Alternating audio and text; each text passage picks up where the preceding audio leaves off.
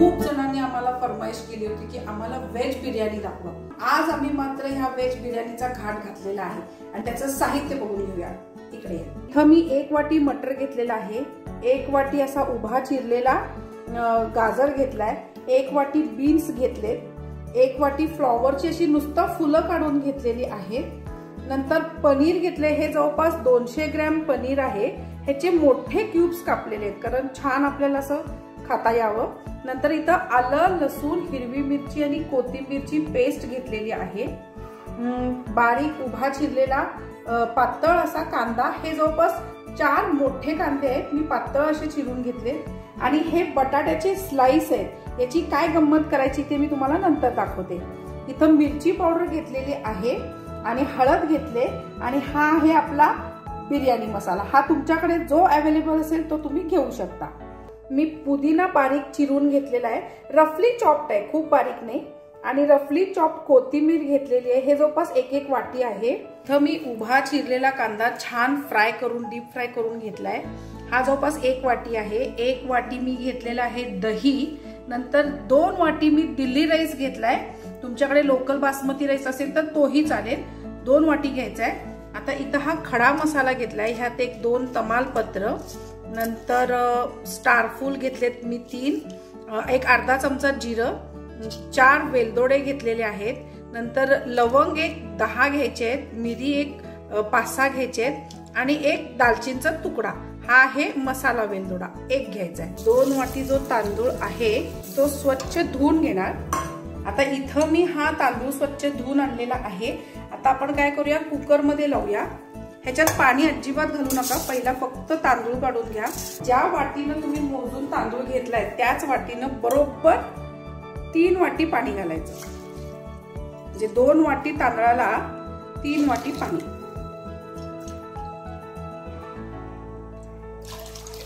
याच्यात आपल्याला काय करायचंय, हा खडा मसाला घालायचा आहे। 1-2 तमालपत्र, दालचीन, नंतर 4 वेलदोडे। ह्याच्याने काय होईल की आपल्या ह्या भाताला सुंदर असा मसाल्याचा वास येईल। नंतर इथं लवंग आणि मिरी घालायची आणि हे जे जिरं आहे ते आपण नंतर फोडणीत घालूया। ह्याच्यामध्ये आपल्याला थोडं मीठ घालून घ्यायचंय, या राईसला लागेल एवढंच मीठ घालायचंय। आपल्या ज्या भाज्या आहेत त्याचं मीठ वेगळं घालायचं, फक्त राईस पुरतच मीठ घालून घ्यायचं आणि अगदी कमी म्हणजे 1 अर्धा चमचा, पाव चमचा साखर, एवढी साखर घालायची आणि हे छान मिक्स एकदा ढवळून घेऊया। आणि आता ह्याची 1च शिट्टी यायला पाहिजे, 1 शिट्टीमध्ये आपला भात खूप छान मोकळा होईल।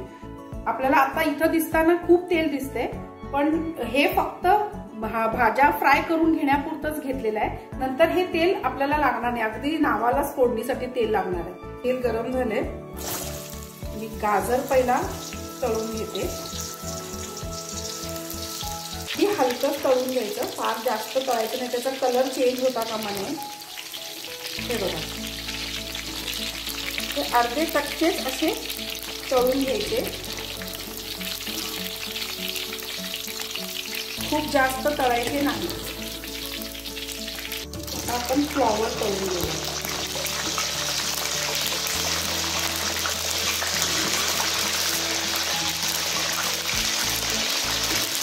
हे सुद्धा अर्धे कच्चेच आपल्याला तळून घ्यायचे, खूप जास्त तळायचं नाहीये, अगदी मऊ असं करायचं नाही। त्याचं वरचं आउटर कवरिंग तेवढं तळलेलं गेलेलं आहे आणि आतल्या तो अगदी अर्धा कच्चा शिजलेला आहे। आता आपण ह्याला काढूया। बीन्स पण असेच आपल्याला तळून घ्यायचे, त्याला फार वेळ लागत नाही शिजायला, 2 ते 3 मिनिटं लागतील आपल्याला। हे भाज्या पण आपण ह्याच्यातच काढून घेऊ। भाज्या तळून झालेल्या आहेत, आता ह्याच्यात अगदी 2 ते 3 चमचे तेल घ्यायचं आहे आणि हा जो कांदा आहे तो ह्याच्यात फ्राय करून घ्यायचा। थोडंसं जर मीठ घातलं ना आपण तर आपला कांदा जो आहे तो लवकर भाजला जाईल। तर जेव्हा आपण ग्रेव्ही हे करू ते यावेळेला लक्षात ठेवायचं की ह्याच्यात आपण कांदा घातलेला आहे, मीठ घातलेलं आहे म्हणून, नाहीतर मग त्या प्रमाणानेच आपल्याला मीठ घ्यावं लागेल। हे छान फ्राय करून घेऊया। आता आपला कांदा जो आहे तो ट्रान्सपरंट झालेला आहे। ह्याला खूप ब्राऊन नाही करायचे आपल्याला। जिरं होतं ते आता घालणार।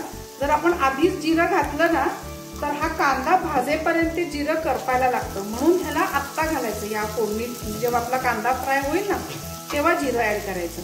1 चमचाभर हळद घालते, कारण हळदचा कलर पण छान येतो आणि टेस्ट पण। गॅस जरा बारीक करा नाहीतर करपेल। मिरची पावडर तुमच्या आवडीप्रमाणे। मला व्हेज बिर्याणी हलकीच तिखट आवडते, खूप जास्त नाही, त्यामुळे मी फक्त 3 चमचे जवळपास मिरची पावडर घातलेली आहे। हे आलं, लसूण, कोथिंबीर हे सगळं समप्रमाणात मी घेतलेलं आहे आणि ह्याची अशी पेस्ट करून घेतलेली आहे। ह्याच्यात पाणी नाही घालायचं। हे आपल्याला जवळपास 3 चमचे लागणार। ह्याच्यात मिक्स करून घ्या आणि आता आपला हिरो म्हणजेच बिर्याणी मसाला हे घालताच या फोडणीची ते एकदम सुगंधच इतका सुंदर येतो ना। याची रेसिपी पण मी तुमच्याबरोबर नक्की शेअर करेन। हे छान परतून घेतलं की आपण ह्याच्यात ऍड करायचे दही।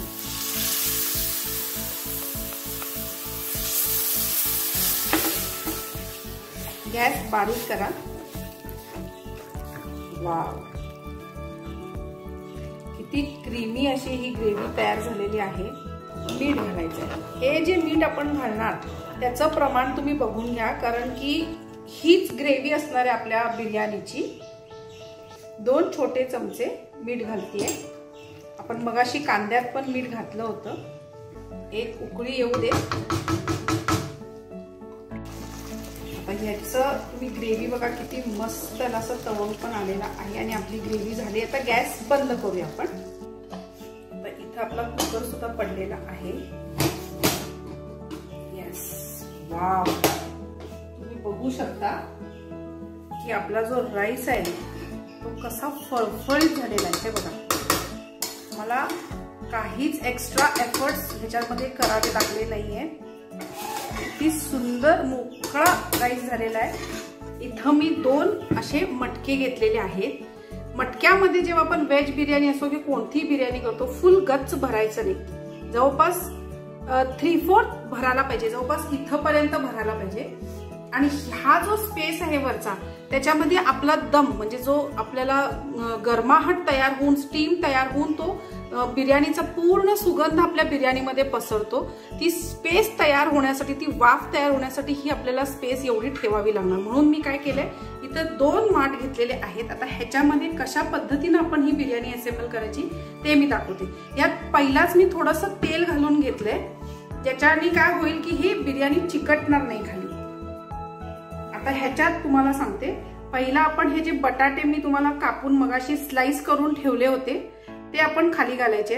हे कच्चेच बटाटे आहेत, ह्याच्यामुळे काय होतं की आपली बिर्याणी एकतर खाली चिकटत नाही आणि दुसरी हे छान भाजले जातात बटाटे आतल्यात आणि त्या वाफेला छान शिजतात। त्याच्यामुळे टेस्ट पण खूप छान येते, क्रिस्पी बटाटा लागतो हा।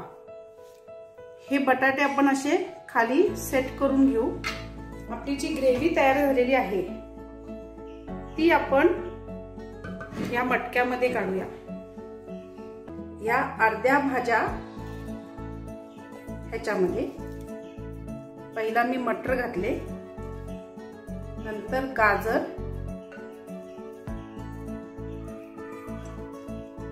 ओके, आणि आता हे फ्लॉवर, थोडासा पुदिना आणि थोडीशी कोथिंबीर ह्याच्यामध्ये पसरवायची। ह्याचा सुगंध खूप छान येणार आहे। थोडासा बरिस्ता, भात, त्यातला अर्धा भात आपण ह्या मटक्यामध्ये घालू, अगदी हलक्या हाताने। बस, थोडीशी ग्रेव्ही अजून या राईस वरती पसरवायची, ओके। आणि ह्याच्यामध्ये आपल्याला हे जे पनीर आहे हे ठेवायचं आहे।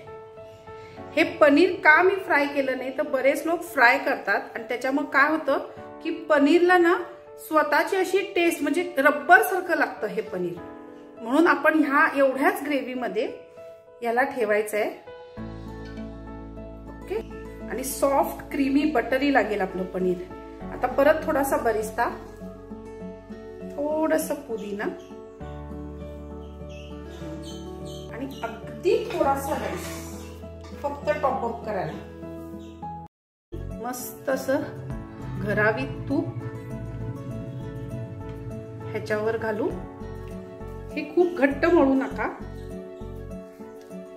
पीठ जे आहे अगदी मऊसूत असं मळा. आता हे झाकण आपण लावणार आहे. तर काय करायचं, या झाकणावरच हे पीठ आपण चिकटवून घ्यायचं.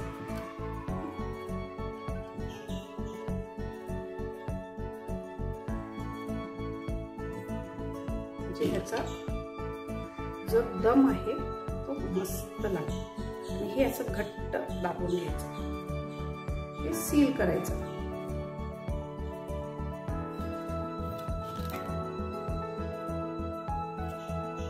पीठ पातळ मळल्यामुळे काय होतं की हे छान आपल्याला ह्याच्यावर पाय कसं सील करता येतं. आता आपले मटके जे आहेत बिर्याणीचे ते मस्तपैकी तयार झालेले आहेत. आता आपण ह्याला तव्यावर ठेवूया, कारण मातीचं असल्यामुळे त्याचं जे बॉटम असतं ते हलकं पातळ असतं. त्यामुळे जर तुम्ही डायरेक्ट गॅसवर ठेवलं तर ते करपण्याचे चान्सेस आहेत. तर तवा इथं मी ऑलरेडी गरम करायला ठेवलाय आणि त्याच्यावर आता हे आपले जे मटके आहेत ते ठेवायचे. आणि आता ह्याला 15 मिनिटं, जवळपास 15 मिनिटं आपण दम द्यायचा. गॅस एकदम मीडियम ठेवा. जर हाय फ्लेम ठेवली तर आपली बिर्याणी करपणार. आता आपण हे ओपन करून बघूया की ही बिर्याणी झाली आहे कशी. गॅस मी बंद करते आणि आपले दोन्ही मटके तयार आहेत. आता इथं तुम्ही बघा, हे जे पीठ आहे हे मी अगदी मऊ कालवलं होतं, अगदी पातळ. त्यामुळे हे कडक झालेलं नाहीये. जर आपण घट्ट चांगलं पीठ मळलं तर हे कडक होतं. पण मजा काय होते, हे कडक झाल्यामुळे चिकटत नाही.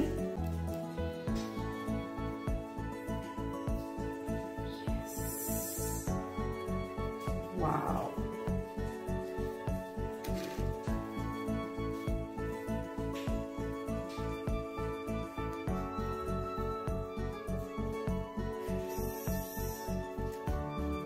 सुंदर कलर आलेला आहे. आणि बघा,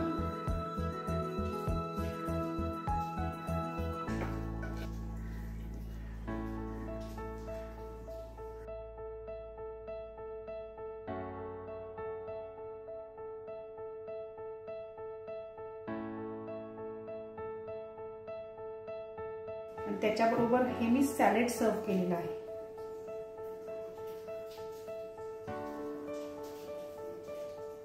ही मस्त अशी व्हेज बिर्याणी माझ्या स्टाईलमध्ये तुम्ही नक्की करून बघा.